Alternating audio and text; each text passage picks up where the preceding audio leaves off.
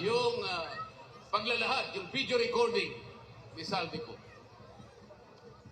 na sinasabi nilang AI. Paano magiging AI? Ito'y unang lumabas sa official page ni Saldico mismo. Nagpalabas ng statement ang ombudsman. Ano sabi nila? Kahapon lang ito. O para bago namin tanggapin yan. Kinakailangan na umuwi ka rito at pa-verify mo yan. Siguro panutaryo mo yan. Gawin mong official yan. Lahat na po ng requirements ngayon ay kanilang hinihiling.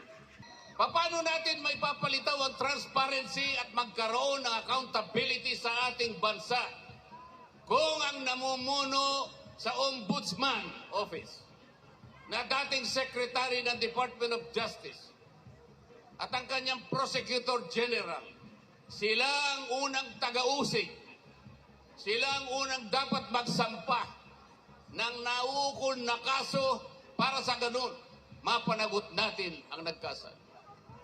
Sila pa ang nangunguna para pagtakpan lahat ito. Papayagan po ba natin yan? Hindi ba iniinsulto nila tayo niya?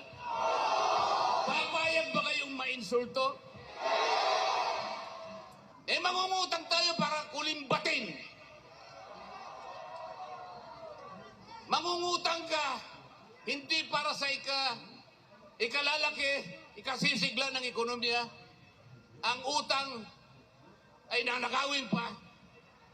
Anong mangyayari sa ating bansa?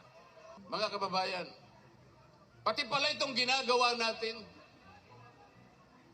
na isang karapatan ng bawat Pilipino sapagkat ang ating kagustuhang hilingin sa ating pamahalaan na iwasto at bigyan ng lunas ang ating karangingan sapagkat nakita natin ang epekto ng malawakang pagbaha.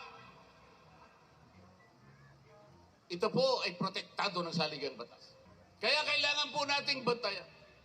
Alala sa ating pamahalaan na ang transparency at pananagutan ay ito lamang ang tanging dahilan para tayo'y magkamit ng katarungan.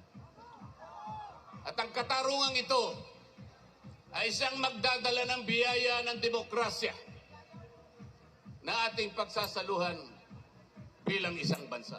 Salamat po sa inyong pagkakaisa. Salamat po sa inyong pakikiisa sa ating pamamahala.